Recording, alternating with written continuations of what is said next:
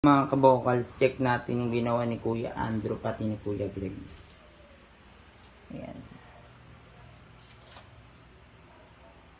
Ganda, mga ka-vocals.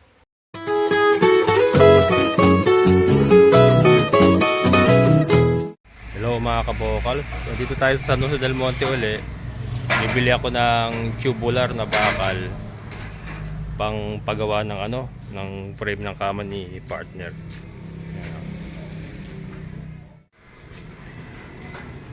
Laki pala. Malaki pa. Lagi mabigat kami.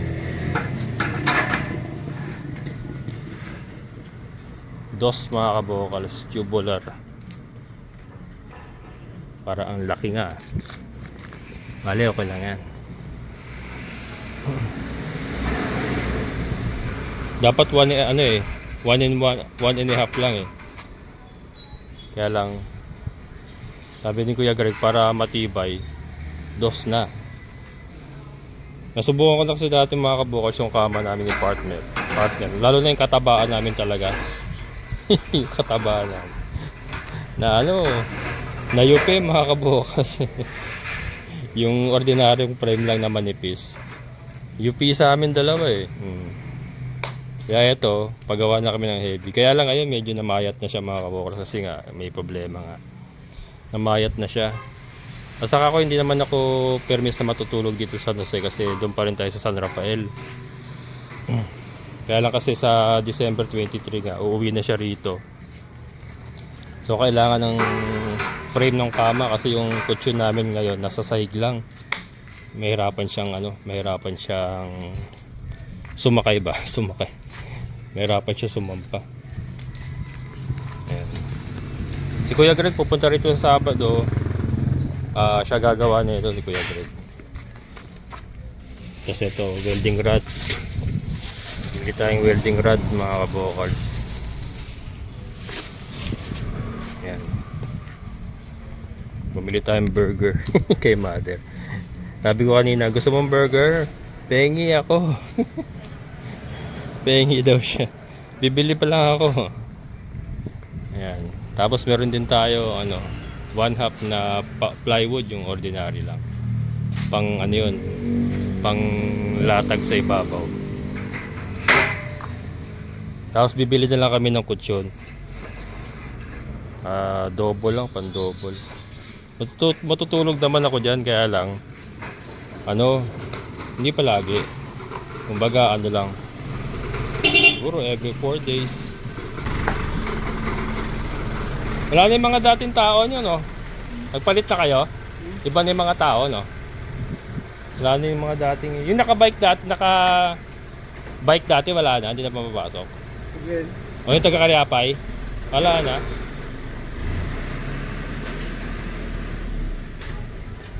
Yan yung mga dati nating kakilala. Wala na pala dito.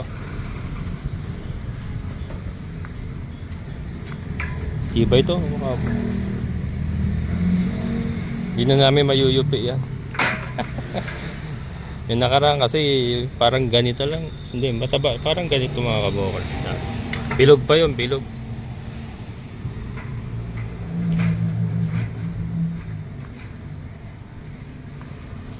Kapal oh. Pwede pansahig to mga kabokals. Pinolik din sila. Ito manipis.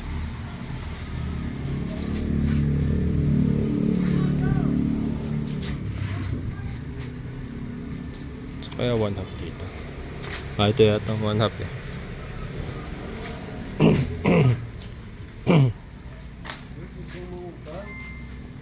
Ayan.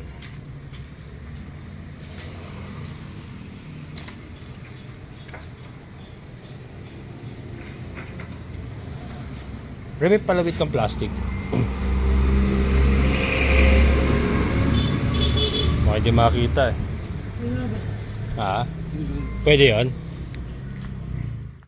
Kaya mga bukos, nilagyan natin ng palawit. Bumamo kasi Bert.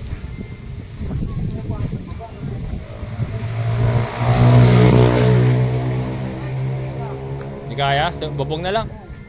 Talian na lang. Hindi kasya sa loob. Hindi ko eh. Yan. Pag ito hindi pa nakita, ewan ko na lang.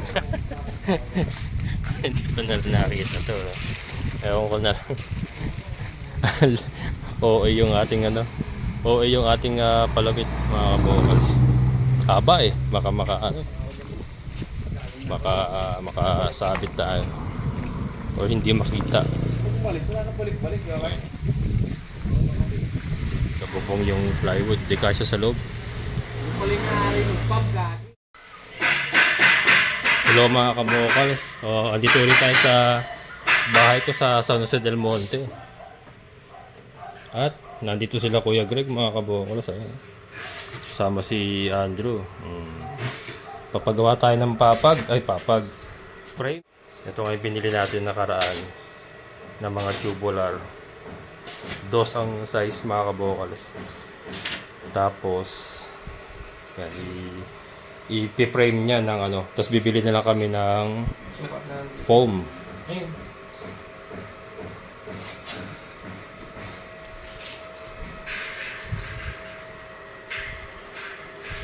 Yan, ito ang aming neighborhood. Yan, dito tayo sa kwarto ko mga kabokals. Ay, ating mga kapitbahay. Yan. 7.5. Ito nga oh. 18.75. Maganda na araw ngayon, no? Hindi na ano. 18.7. Wala na mga ulan-ulan. Kaya lang may bagyo na naman daw yata. Ewan ko kung mag-uulan na naman. Ito ka na ano, bago mag ano, 19. 3-4 lang ano, bago mag 19.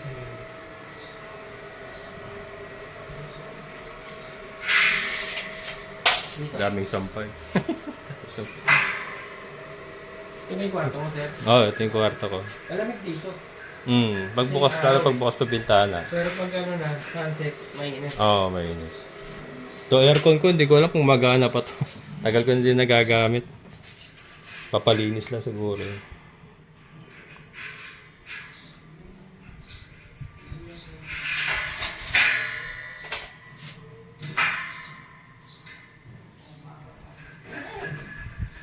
Ayan, ito sa mga gusto magpabakod sa Barangay Tukod, mga nakuha na viewers ko. Ayan.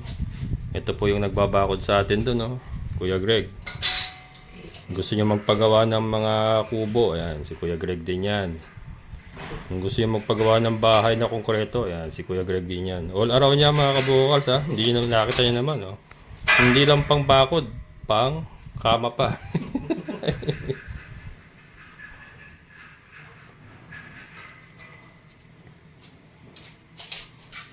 First time yan lumabas, no? Oo, first time. First time lumayo. Ano, magpapalayas. Pinagagawa nga ako ng septic doon sa Cavite. Kabibi. O meron pala siya doon apartment na pinuupahan. Kahit isang buwan ako ron. Stay in. Oo. Sabi ko may tao ko natin. Yung mga bata kayo, no?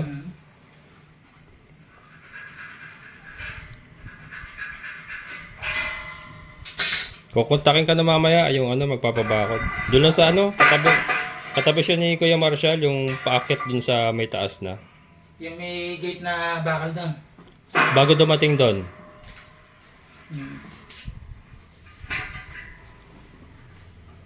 Meron ding nag-message sa akin kanina. Magpapabakod katabi ni Kuya Marshall. Doon. Malapit din sa atin mga kabokals. Yan, shoutout kay Sir Darrell Busa. Nakakuha siya ng 3 lote doon sa malapit sa atin, tabi ni Kuya Marshall. Magpapabako din po siya kay Kuya Greg.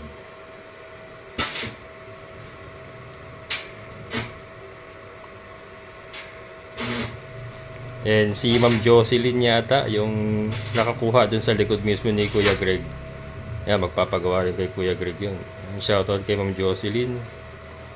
2 lote naman ang nakuha niya sa likod mismo ni Kuya Greg. Nakuha na ba yun yung kausap natin? Oo, nakabaya ano na yun, na down payment na yun. Hindi pumunta ulit na interview, sabi hindi pa daw. Hindi, na down payment na yun. Bilis lang. Oo, dito ko dito. Bilis lang Hindi, po. masyado malayo eh. Hindi kaya ka. Katay ko, away yung papayanan na sabi. Yan. Masyado malayo? Hindi ko may didikit. Eh, meron din na.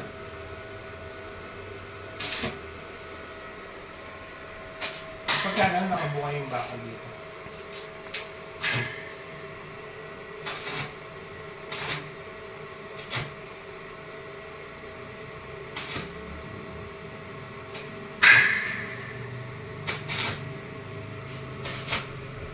Yan mga kabokolas, na-miss ko to. Tagal-tagal na rin tayong hindi nakapag-stay dito sa bahay natin.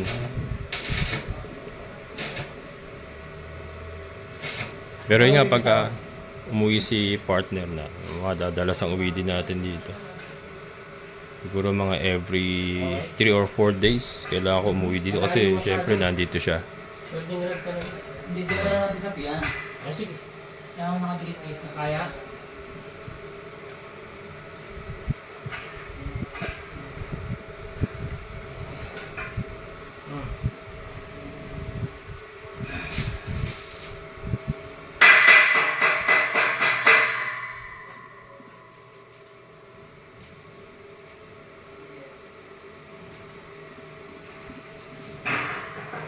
Ayan, so doon sa nagamit natin sa materials mga kabokals, bakal, welding rod, pati yung kasama yung pintura, sa yung mga rubber damper. Yan, more or less gumastos tayo ng 4,000 doon sa materials. Sobra naman sa rin yung sobra niyo. Oh, sumobra pa yon, may sobra Yan, pa. maliit lang po. May sobra pa. Ay, ilan ang sobra kuya? Isa. Isa? Dalawa, isa. Dalawa? Dadaling ko na lang yan doon. Magagamit natin yan doon. Talaga magagamit mo, sir. Kailangan mo yun. Pagka nagpagawa ng kulungan. Yan, may sumobra pa pala doon sa binili natin nakaraan mga kabokal. So doon sa 4,000 na materyales, may sumobra pang tubular Kaya na ito sa gate mo. isa, ha? Pang gate mo na to. Ang kapal nito. Hindi pwedeng gawin.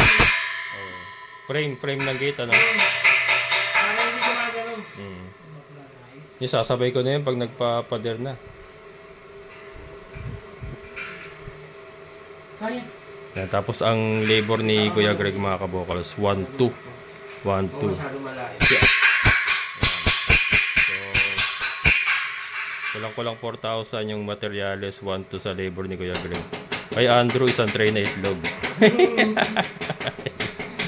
Ayaw magpabayad eh. Bibigyan ka nila itlog. Hindi. Hindi pa nga ako. Isang tray na itlog kay Andrew na lang. Tsaka ka mamaya doon ha? Pag uwi mo. Eh kaya nga tinulungan ko to kaysa kumuha pa siyang tao. Oo. Babayaran niya pa. Yung wala namang gagawin, nakaganit yung mga mo. Takot-takot yan. Walang kuryente. Ginawa ko to. Hindi, yung talsik nito, sir. Masakit. Walang kuryente yan? Wala naman. Ah. Yung talsik.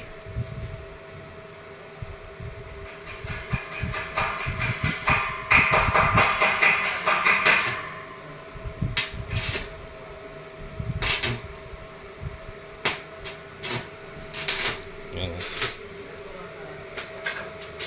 So pag nagpagawa tayo mga kabokals ng kulungan ng baboy sa susunod, ganyan na. Di bakal-bakal na tayo mga kabokals. So yun nga, nag-upisa lang tayo sa ganun na parang dinaanan ng World War II. Pero yung susunod natin eh, ano na yan. Maayos na yan. Yan.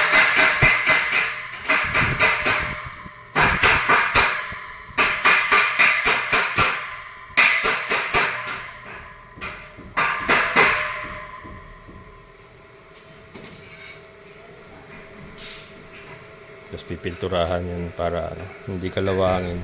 Bumili na lang ako yung pintura itim.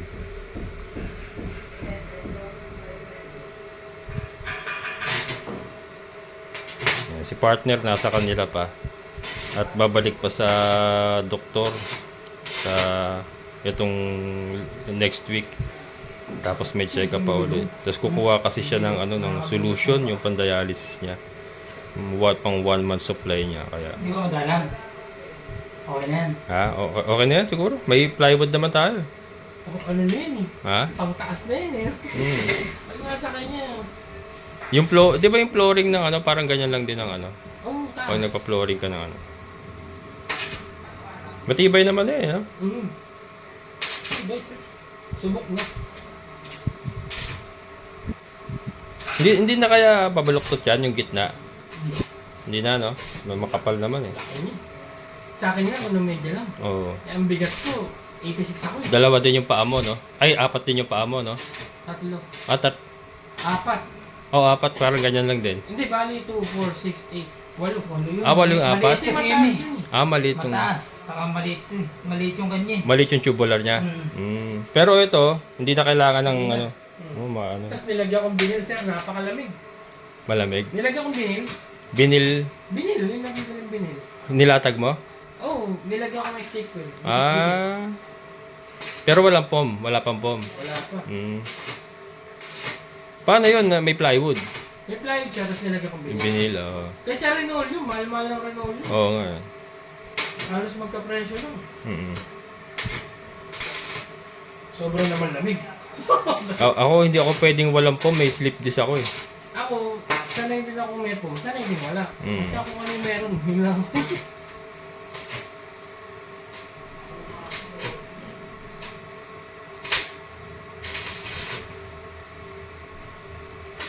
Ate Peng, nakaka-chat pa eh, no?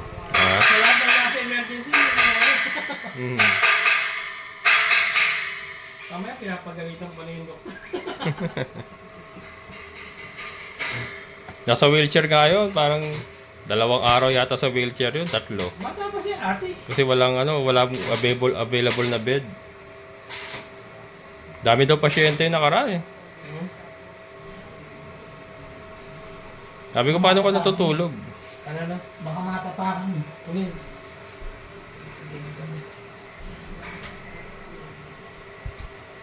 Full weld ka na yan kay Greg.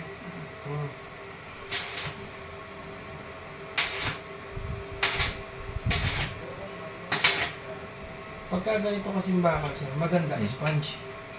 Kasi may tendency na dito nakit eh. Ah, ganun. Tingnan mo. Ika lang, brushing din nito to. Okay lang. Okay lang. Gawin ko na yan, basta maisa pa ni Greg yung plywood. Oo. Para makababa na siya. Oo.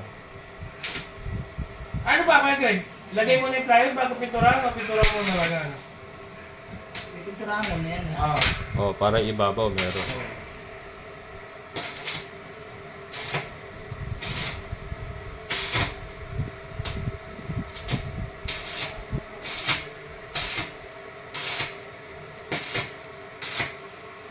Yan, so iwanan ko sila dito mga kabokals kasi pangpapakain pa tayo ng mga alaga. Hinatid ko lang sila dito, tapos sila na uwi mamaya. Sila na magtatapos niyan, and then tayo balik na tayo ng San Rafael. Tapusin na natin yan. Ayan na, sa mga nakakuha sa phase 1, phase 2, phase 3. Barangay Tukod, San Rafael, Bulacan mga kabukas. Naghahanap kayo ng gagawa sa inyo. Ito, all around tayo. May all around tayo rito mga kabukas. PM lang po kayo sa Kabokals Farmer Facebook page para mai-refer ko kay Kuya Greg. Mga kabokals, check natin yung ginawa ni Kuya Andrew pati ni Kuya Greg. Ayan. Ganda, mga kabokals. Oh. Check natin yung ilalim, mga kabokals. Ayan. Ay, maganda, mga kabokals. Oh. Alam nyo na mga kabokals, saan kayo magpapagawa? Maganda. Papagawa na kay Kuya Greg, pati kay Kuya Andrew. Oh, maganda yung mga kabokals.